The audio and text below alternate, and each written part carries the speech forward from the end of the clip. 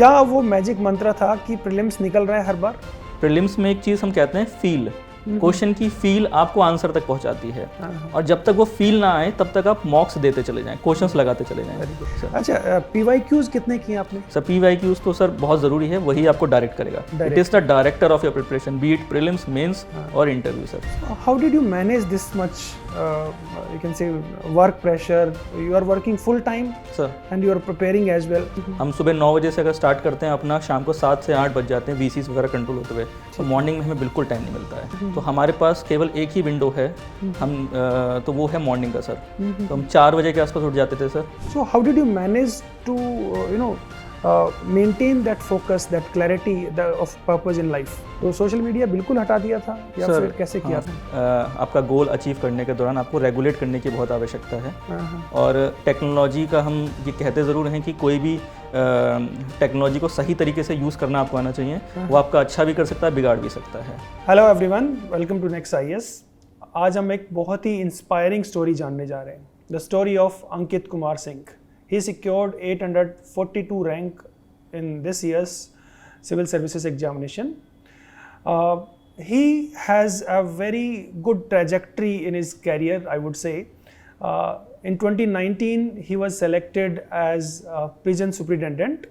Then he got selected next year in social welfare department. And then presently he is working as Assistant Commissioner Rural Development in Uttar Pradesh Civil Services.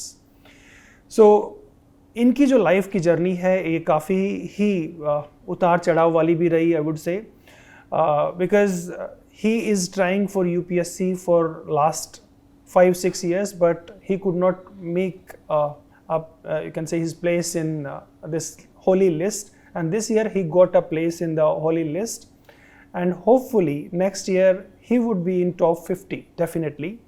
So पहले तो बहुत बहुत शुभकामनाएं Ankit, welcome. Thank you sir, and congratulations to you, your entire family. Thank you sir, thank you. तो पहले तो ये बताओ, how you feel after getting selected in UPSC? इतने सालों की मेहनत और अब रंग लाना शुरू की, तो कैसा लग रहा है? सर इस मोमेंट के लिए मैं काफ़ी टाइम से वेट कर रहा था, और फीलिंग तो सर इस तरीके की थी कि I had tears in my eyes. I was working with the people in the ground in the Lodona village in Gautam Buddh Nagar उस समय। तो वहाँ पे मैं कुछ घरों में पानी घुस गया था, गंदा पानी था, तालाब के पानी के बढ़ने की वजह से, तो वो पानी निकलवा रहा था। तब ये रिज़ल्ट की खबर मुझे मिली sir. We were waiting for this result from past 6 days, और जैसे ये रिज़ल्ट की खबर पूरे मेरे एरिया में गई जहाँ पे मैं काम कर रहा हूँ, सबको बहुत खुशी हुई। साथ में family, friends, my wife, my parents, they have been helping me through this journey a lot. So सबका ये जॉइंट एफर्ट रहा सर। बहुत बहुत ही is very humble, and I must tell you that we had discussed about his works as he worked among PVTG, Buksa tribe. So he is not just studying anthropology as an optional, rather he was doing anthropology in the field. Yes, sir. Improving the lives of the people of PVTG, as well as right now he is working for the rural development, and in both places he was using anthropological insights, anthropological theories. And even when he was working as the prison superintendent, he tried to provide valuable services to the prison inmates also. And we had discussed all about his work while he was preparing for interview also. Sir. So मुझे ये बताओ, आज तक की कोई सबसे interesting story, सबसे inspiring story अगर तुम्हें लगता है कि तुम्हारे काम के दौरान, कौन सी रही हो? सर मेरी पहली पोस्टिंग बिजनौर में हुई थी as a district tribal welfare officer, first district posting, and I was mandated with the task of uplifting the PVTG Buksa जनजाति। वहाँ मैं पहुँचा सर, तो वो जो लैंड था पूरा फॉरेस्ट एरियाज में था, और उनका लैंड का पट्टा पिछले 20 सालों से लगभग वो इलाहाबाद हाई कोर्ट में पेंडिंग था। तो forest department was unwilling to give their land, जैसा हम लोग ग्राउंड में करते हैं। फिर मैंने कोऑर्डिनेशन बनाया, ग्राउंड पे हमारी टीम पूरी पहुंची, हमने संपर्क बनाया, तो वो जो इशू था फॉरेस्ट लैंड्स का, फॉरेस्ट राइट्स का, वो हमने सॉल्व कर दिया एट द एंड।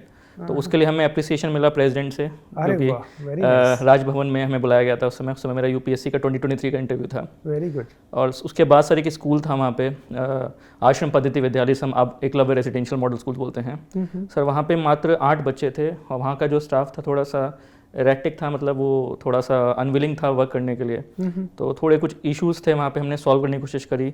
उस दौरान मेरा थोड़ा कन्फ्लिक्ट हुआ माई फर्स्ट पोस्टिंग में, तो 3 सस्पेंशंस वहाँ पे हुए स्टाफ के। फिर हमने पूरा नए तरीके से स्टार्ट किया, स्कूल चलो अभियान चलाया, लखीमपुर खीरी तक हम लोग पहुँचे, वहाँ के थारू जनजाति के बच्चों को उस स्कूल तक जोड़ा। तो आज वो स्कूल बहुत अच्छे से चल रहा है। आप सभी लोग जा भी सकते हैं, Eklavya model residential school in Bijnor. अरे very nice, it's a very inspiring story that you have done a tremendous work for the upliftment of two tribal groups, Buxa as well as Tharus. So जब tribal के साथ में काम कर रहे थे तो ट्राइबल मॉडर्न सोसाइटी को कैसे देखते हैं? सर आपने हमें काफ़ी बताया कि जब हम एंथ्रोपोलॉजी पढ़ते हैं कि ट्राइबल का जो मूल ऑब्जेक्टिव होता है, उनका डेवलपमेंट होता है, वो केवल उनके कल्चर के थ्रू गुजरता है। तो मैंने जो सबसे पहले स्टार्ट किया, उनके कल्चर को समझने की कोशिश करी, उनका एक बेसिक एथनोग्राफ बनाया, और हमने जो भी एडमिनिस्ट्रेशन था ट्राइबल का, जैसे be it school, be it their health institution या फिर लाइवलीहुड पैटर्न्स, वो उनको उन्हीं कल्चर्स के अराउंड करने की कोशिश करी।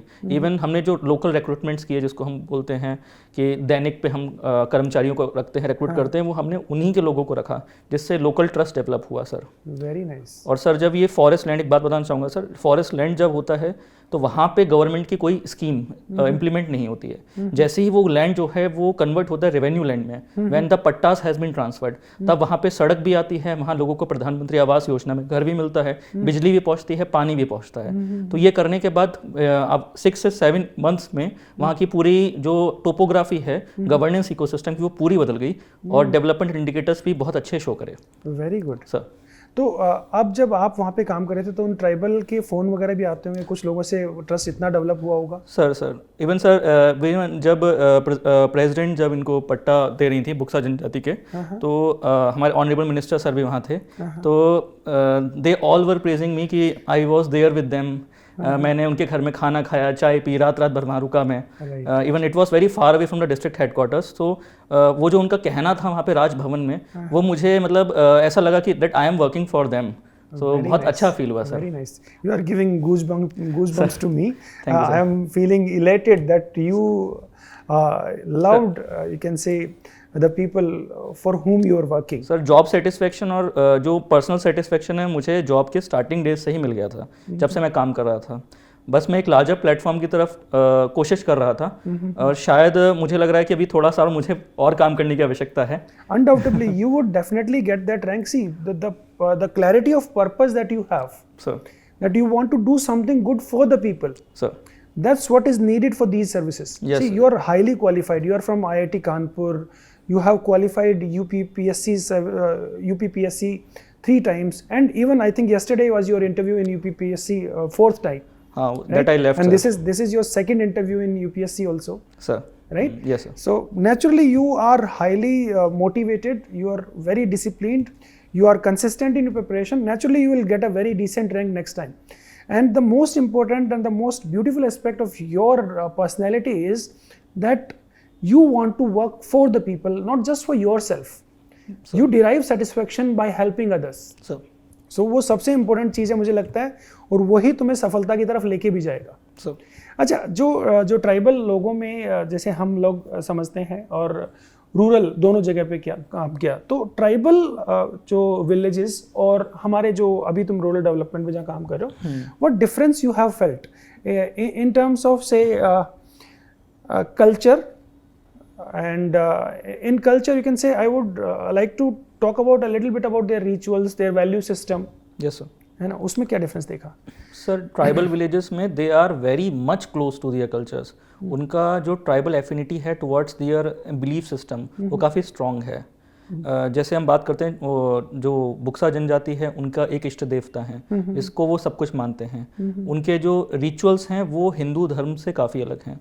लेकिन अगर हम आज रूरल सोसाइटीज़ की बात करते हैं तो वो कॉस्मोपॉलिटन ज़्यादा बन गई हैं। मैं जा रहा हूँ जहाँ मैं जॉब करता हूँ sir, this is Gautam Buddh Nagar district which is much more urban these days. Yes. तो इन एरियाज़ में जो इम्पैक्ट है urban affinity ka in these rural villages is very much more. People are getting jobs in the urban areas, land prices are rising, and there are a lot of work opportunities nearby. Very good education institutions are coming up, but in the tribal villages we have to do a lot of work there. अच्छा, एक collective values है tribal में ज़्यादा और यहाँ पे individualistic values rise कर रही है। ये तो सर हम देख रहे हैं कलेक्टिविज्म से इंडिविजुअलिज्म की तरफ जो हमारा समाज बढ़ रहा है, from the primitive to the rural societies, ये हमारा क्वाइट एविडेंट है in the both the villages we have witness. अच्छा, एक चीज़ मैं रिसेंटली एक मेरे काफ़ी क्लोज फ्रेंड हैं, एंथ्रोपोलॉजिस्ट हैं, जो कि शमानिज्म पे काम कर रहे हैं, डॉक्टर कबीराज बेहरा। उन्होंने शमानिज्म पे एक बुक भी लिखी है। तो मैं उनसे बात करता, he is working right now on transgenders. और उनसे बात करते करते जब पता लगा तो he was telling one very beautiful insight to me. He was saying that the tribal society is much more open minded compare to the modern society. Modern society is more closed minded sir when it comes to acceptance of say the so called aberrations in terms of say gender, in terms of any other aspect of our identity. So tribal people are much more open minded. Have you felt that difference? Yes sir, very much. While working also we felt that they are quite close to change also. They are मतलब वो change को accept करने के लिए भी ready हैं tribals, और वो ऐसा नहीं है कि जैसे हम अर्बन ऑर्थोडॉक्सी की तरफ बढ़ रहे हैं या फिर रूरल ऑर्थोडॉक्सी की तरफ देखते हैं, तो उसमें काफ़ी बड़ा ट्रांजिशन है ट्राइबल सोसाइटीज़ में। Very good sir. Okay, so let's move from tribal and your work experience to your preparation. Sir. So when you could not make your place in say civil services holy list last year, how you felt? Was it and how you handled your loss when you could not qualify? Sir, I think it was 2023, last year. I had given my lot of hard work to this exam in those times, sir. जब result में नाम नहीं आया sir, फिर उसके बाद यही था कि एक हफ्ते तक थोड़ा सा उदास रहा मैं। फिर मेरे को जो जॉब मैं कर रहा था उसमें सेटिस्फेक्शन मिलता था, उसमें थ्रिल्स आते थे, तो फिर मैं बैक टू उस जॉब की तरफ मुड़ा। फिर वहाँ पे मैं उस समय लखनऊ में पोस्टेड था, तो वहाँ पे मुझे एक प्रोजेक्ट दिया गया था कमांड सेंटर को स्टार्ट करने के लिए। तो I was the operational head state में, तो उसको फिर मैंने अच्छे से काम करने की कोशिश करी, अपना पूरा माइंड डाइवर्ट कर लिया। लेकिन थोड़ा सा ये था फील हुआ मुझे कि क्यों नहीं हुआ इस बार, और शायद उसी फीलिंग की वजह से just next year I did in 5 mains, UPSC mains, और इंटरव्यू देके मैं आया था और 2024 का प्री मैं फ्लंक कर गया। ठीक है, फिर पूरा ट्रेजेडी हुआ एक तरीके से। फिर मैं दोबारा से अपने आप को कोप अप किया, मैंने कहा नहीं यार ये तो गड़बड़ हो गया। फिर इस बार फिर फाइनल लिस्ट में हो गया। Very good.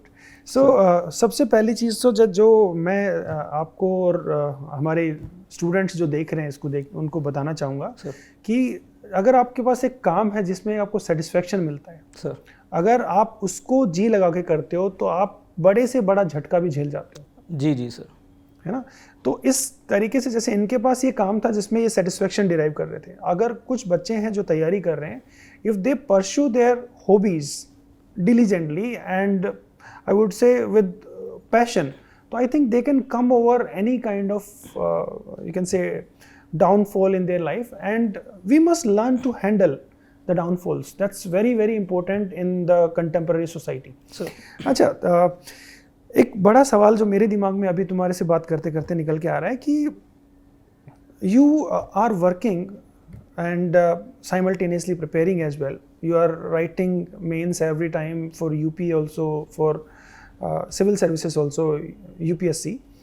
So how did you manage this much, you can say, work pressure? You are working full time, sir, and you are preparing as well. So how you are finding time to read newspapers, to prepare notes? How did you manage?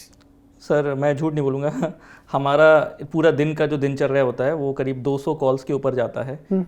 चाहे गांव में किसी की गाय या भैंस जुड़ जाए, या फिर कहीं दो लोगों में विवाद हो जाए, या दो समूह में विवाद हो जाए, या फिर कोई रोड खराब हो, IGRS जैसे हम बोलते हैं, ग्रीवेंस रिड्रेसल मैकेनिज्म गवर्नमेंट का, उसको हमें करना है, मीटिंग्स अटेंड करनी है। तो मॉर्निंग में it's like a total hectic schedule. हम सुबह 9 बजे से अगर स्टार्ट करते हैं अपना, शाम को 7 से 8 बज जाते हैं VCs वगैरह कंट्रोल होते हुए, तो मॉर्निंग में हमें बिल्कुल टाइम नहीं मिलता है। तो हमारे पास केवल एक ही विंडो है हम तो वो है मॉर्निंग का सर। तो हम 4 बजे के आसपास उठ जाते थे सर। Very good. 4 से 8 का ये विंडो था जिसमें ना तो कोई कॉल आता था, ठीक है, और हमारा मतलब ये है कि अपना पूरा वो 4 घंटे का मैं टाइम पूरा स्टडीज़ में देता था, वेरी गुड। क्योंकि प्रिपरेशन हम बहुत समय से कर रहे थे सर, बाकी रिवीजन करना था सर, तो गाइडेंस थी, डायरेक्शन था, थोड़ा वैल्यू एडिशन की ज़रूरत थी। तो पिछले 3-4 सालों से मैं इसे ही को फॉलो कर रहा था, शेड्यूल को कोशिश पूरी करता था कि इसको एडहेयर करूं, और मोस्ट ऑफ द टाइम मैं कर भी पाता था। और बाकी जो सैटरडे संडेज मिल जाते थे या फिर कभी कोई लीव आ जाती थी और उस समय कोई वर्क नहीं होता था तो हम कोशिश करते थे उसमें खींच लें सर। Very good sir. अच्छा, एक बड़ा सवाल जो आजकल का जो एनवायरनमेंट है, इसमें we are pounded with data, we are pounded with information, social media is there, right, everywhere content and I believe that the brain of us means the generation that was not conditioned to handle that much data, right? So मतलब data आ रहा है, but the capacity of the brain to handle that data is limited, right? That results in distraction and that does not allow you to have a focus in life, है ना? तो social media का distraction और बाकी जो data जैसे content की availability है यूट्यूब के थ्रू, या so how did you manage to maintain that focus, that clarity of purpose in life?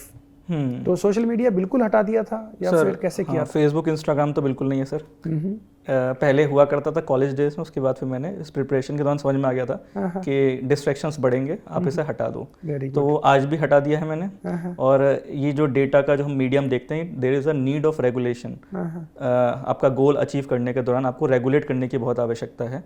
और टेक्नोलॉजी का हम ये कहते ज़रूर हैं कि कोई भी टेक्नोलॉजी को सही तरीके से यूज़ करना आपको आना चाहिए। वो आपका अच्छा भी कर सकता है, बिगाड़ भी सकता है। और इस प्रिपरेशन में टेक्नोलॉजी आपका अच्छा सार्थक हो सकता है। जैसे मैं चैट जीपीटी का सर यूज़ किया हूँ काफ़ी अच्छी तरीके से इस बार। अब उसने मेरे को काफ़ी एनरिच भी किया। अब हम जो है अपने रिसोर्सेज को ज़्यादा डाइवर्सिफाई ना करें, यूट्यूब पे भी उतना ही देखें जो कंटेंट जो हमें हेल्प करेगा। ऐसा नहीं कि हम सुबह से शाम तक देखते रहें, क्योंकि मेरे लिए ये था कि मेरे पास टाइम लिमिटेड था, तो मेरा कंटेंट भी लिमिटेड होना चाहिए था और जो मैं करने जा रहा हूँ वो भी लिमिटेड होना चाहिए था। इसीलिए सर इन द डेटा में मैं ज़्यादा नहीं इन्वॉल्व हुआ। तो बेसिकली आपने एनालिसिस पे ज़्यादा फोकस किया। बिल्कुल सर, है ना, और कंटेंट को लिमिटेड रखा सर, क्योंकि अभी एनालिटिकल माइंडसेट की ही ज़रूरत है सर्विसेज में। सर। अच्छा, एक चीज़ और, जैसे आपने कहा कि chat GPT you have used very extensively sir to enrich your data. अब जो बच्चा आपको देख रहा है, जो स्टूडेंट आपको देख रहा है, तो they may get an idea कि मैं चैट जीपीटी से पढ़ना शुरू करूं, but they may get diverted by chat GPT because you have conceptual depth and you used over the conceptual depth. You can discriminate what is right, what is wrong, बिल्कुल sir, how to utilise this technology. So what message you want to give to the students, those you know how to use technology and when to use? Say first they should build a conceptual depth and then they should use it, and how they should use it, you just tell them. Sir पहले तो मेरा ये मानना है कि कोई भी subject हो उसका बेसिक फाउंडेशन डेप्थ आपके पास होना चाहिए। पहले आप उसको कवर कर लीजिए अच्छे तरीके से, जो भी आपके रिसोर्सेज हैं, जहाँ से भी आपको पढ़ना है। जब तक आपको कॉन्फिडेंस नहीं आ रहा है कि you can write well and achieve good marks, तब तक आप उसको अच्छे से कवर कर लीजिए। फिर जैसे हम आज के टाइम पे क्वेश्चन सेट्स बनाते हैं काफ़ी सारे, तो क्वेश्चन सेट्स को आप अरेंज कर लीजिए सेक्शन वाइज में। आपके पास डेटा होना चाहिए, कंटेंट होना चाहिए, आपके पास अवेयरनेस होनी चाहिए कि इस टॉपिक में क्या। जैसे हम एंथ्रोपोलॉजी में संस्कृताइजेशन पढ़ते हैं, डोमिनेंट कास्ट पढ़ते हैं, आपको उसका डेफिनेशन, आपको उसका एग्जांपल्स पता होना चाहिए। उसके बाद आप उसका रेगुलेटेड वे में चैट जीपीटी जो है यूज़ करिए। जैसे मैं क्या करता था सर, जैसे हमारे पास 5.2 का टॉपिक है, उसमें पिछले 35 सालों में क्वेश्चंस हैं खूब सारे, तो वो सारे लिखे हुए हैं, मैं उसको अपलोड करता था, फिर वो उसको सेक्शंस में कैटेगराइज कर देता था। फिर वो उन कैटेगराइज के बाद उनको वो एक कंटेंट देता था, मैं अपना कंटेंट भी डालता था उसके अंदर, तो उसके बाद मुझे एक फॉर्मेट मिल जाता था। फिर उसको बार बार मैं रीड करता था चलते तो फिर उसके बाद 5.2 में मेरे पास एक अवेयरनेस हो जाती थी कि हाँ ये चीज़ें मैं लिखूंगा। तो इस तरीके से मैंने यूज़ किया। बाकी जो मेरे नोट्स थे जो आपके समय से चले आ रहे हैं सर, वो चलते रहे। ओके, सो बेसिक आपका कंटेंट है और आपको कॉन्सेप्चुअल क्लैरिटी थी कि ये चीज़ सही है। हाँ, क्योंकि टेक्नोलॉजी सर आपको मैंने बताया मिसगाइड भी कर सकती है। अगर वो मिसगाइड कर देगी तो फिर आपके साथ ब्लंडर हो जाएगा। हाँ, तो न्यू स्टूडेंट शुड नो कि when to use. So first have conceptual depth and then you may use and you should use. Then after that you can not escape technology sir. You are living in a technological world, you should use it properly, but under guidance it would be better. Okay, so अंकित, कभी भी तुमने prelims fail नहीं किया? एक बार हुआ sir मेरा, एक बार prelims। हुआ। हाँ, हाँ। दैट वुड बी अ वो भी शॉकर। सर इंटरव्यू देने के बाद, इंटरव्यू देने के बाद। वो भी 0.35 मार्क्स 23 के बाद में 24 में 24 वाला मैं फेल हो गया राइट था, राइट। 0.35 मार्क्स। सो क्या वो मैजिक मंत्र था कि प्रीलिम्स निकल रहा है हर बार? प्रीलिम्स में सर यही है कि जो 7 बुक्स हैं हमारी, जो बेसिक बुक्स हैं जैसे स्पेक्ट्रम, सबको पता है, लक्ष्मीकांत है, आपको वो वेल थ्रू होना चाहिए ओके, अच्छे तरीके से, ठीक है। क्योंकि स्टार्टिंग हम वहीं से करते हैं। हाँ, उसके बाद सर प्रीलिम्स में एक चीज़ हम कहते हैं फील, क्वेश्चन की फील आपको आंसर तक पहुंचाती है, और जब तक वो फील ना आए तब तक आप मॉक्स देते चले जाएं, क्वेश्चंस लगाते चले जाएं। Very good. हमने यही किया सर। जैसे अगर हम पॉलिटी की बात करें, पॉलिटी में मैं यूपी में भी तैयारी कर रहा था, तो यूपी में हम घटना चक्र करते हैं। ओके, घटना चक्र is lot of content, factual है ना सर। तो फैक्चुअल से हमारे पास ईयर्स रट गए, हमारे पास ये रट गया कि इस समय ये स्पीकर था, ये था, वो था, टाइम फ्रेम रट गए। उसके बाद हम एनालिटिकल में, प्रीलिम्स में इनका टूल किट वगैरह लगाते थे, जिसमें खूब सारे क्वेश्चंस हैं। नेक्स्ट आईएएस ने भी खूब सारे क्वेश्चंस दिए। तो उससे ये होता है कि हम at the end of the stage जाके एक कॉन्फिडेंस जनरेट कर लेते हैं कि पॉलिटी में हमने 10 दिन तक क्वेश्चंस लगाए हैं, तो हम क्वेश्चंस वहाँ कर ले जाएंगे। और ऐसा होता भी है सर। Right right. कई बार ऐसा होगा कि पेपर में आपको नहीं आते 60 question, 70 questions, but with the feel of the questions कि हाँ ये हो सकता है, तो फिर उससे हम आंसर तक पहुंच जाते हैं। पेपर निकलने के बाद पता ही नहीं होता कि आप सेलेक्ट हो रहे नहीं हो रहे हो, लेकिन फील होता है तो आप 100% सेलेक्ट हो गए। Right right. अच्छा, PYQs कितने किए आपने? सर PYQs तो सर बहुत ज़रूरी है, वही आपको डायरेक्ट करेगा। It is the director of your preparation, be it prelims, mains और इंटरव्यू सर। मतलब कौन से क्वेश्चन को, कौन से टॉपिक में किस तरह का क्वेश्चन एक्सपेक्ट करना है, करेगा सर। PYQ आपको वो आपको बता भी देता है कि वो फ्यूचर में क्या हो सकता है। क्या हो वैसे अनप्रिडिक्टेबिलिटी बहुत है, तो हम ये जज नहीं कर सकते कि क्या होगा क्या नहीं होगा। PYQ आपको नेसेसरी कॉन्फिडेंस दे देगा आपको वहाँ तक पहुँचने के लिए। Even the font should be very same while practicing. Yes, that's also make an impact. मतलब मुझे लगता है 30 से 40% पेपर तो PYQ से इजीली कर सकते हो आप, अगर ठीक से पढ़ते हो, उनके सारे ऑप्शंस पढ़ लेते हो और उनको आप करंट अफेयर से कनेक्ट कर लेते हो। तो सर बेसिक अवेयरनेस मुझे। और सर मेरा करंट अफेयर्स का ये था कि मैं थोड़ा क्योंकि टाइम कम होता था, तो मैं वीडियो से ज़्यादा सुनता था। जाते समय अपनी गाड़ी में सुन लिया, या मेट्रो में यहाँ दिल्ली की तरफ आ रहे हैं तो फिर सुन लिया। तो वीडियो से मैं ज़्यादा करता था क्योंकि टाइम कम होता था, तो बस यही था। अच्छा अंकित, मैं मैनिफेस्टेशन में बड़ा बिलीव करता हूँ सर है ना, कि if I can think of, I can dream of something, I will become one sir. And I see that you naturally have a clarity of purpose, a thought. So just tell your dream, what you want to do, say what you want to become in life, what you want to achieve in life, and what that wish of yours would be, so that it would come true next year maybe. Sir काम करते समय मुझे ये realise होता है कि एक बहुत बड़ा सेक्शन ऑफ द सोसाइटी है जो अनटच्ड रहता है हमारे काम से, और जो हम पे डिपेंडेंट है, जो हमारे थ्रू अपने लाइफ के सॉल्यूशंस को देखता है। ये सेंसिटिविटी मुझे आई while working with the people on ground. मैं ये चाहता हूँ कि मुझे सर कोई एक ऐसा प्लेटफॉर्म मिल जाए फ्यूचर में जिसमें मैं बहुत सारे चेंजेस कर पाऊँ, ताकि उनकी, वैसे मैं समझ गया हूँ सर सिस्टम में रहते हुए आप बहुत कुछ बड़ा नहीं कर सकते हैं बीइंग अ पार्ट, बट आपके पास इतना अथॉरिटी या इतना पावर होना चाहिए कि फॉर द वेलफेयर जो आप सोच रहे हो वो ग्राउंड में इंप्लीमेंट हो जाए। हम पॉलिसीज बनाते हैं सेंटर में बैठ के या स्टेट में बैठ के, ग्राउंड में इंप्लीमेंट करते समय एक गैप होता है, पॉलिसी गैप। तो इस पॉलिसी गैप को मैं भरना चाहता हूँ सर, और वो केवल मुझे लगता है कि पोजीशंस अगर मैं मेहनत करूंगा तो शायद पहुंच जाऊंगा। Very good. मुझे लगता है तुम IAS बन जाओगे अगली साल, सर। और वही पोजीशन पे बैठ के ये काम ज़्यादा आसानी से हो पाएगा सर। तो हमारी बहुत बहुत शुभकामनाएं, मेरी और पूरी नेक्स्ट IAS के परिवार की आपको बहुत बहुत शुभकामनाएं। तुम पक्का इस बार सफलता हासिल करोगे। और मैं आप सभी लोगों से भी एक कहता हूँ कि अंकित के इस मोटिवेशन, इस डिसिप्लिन, इस कंसिस्टेंसी से बहुत कुछ सीखा जा सकता है।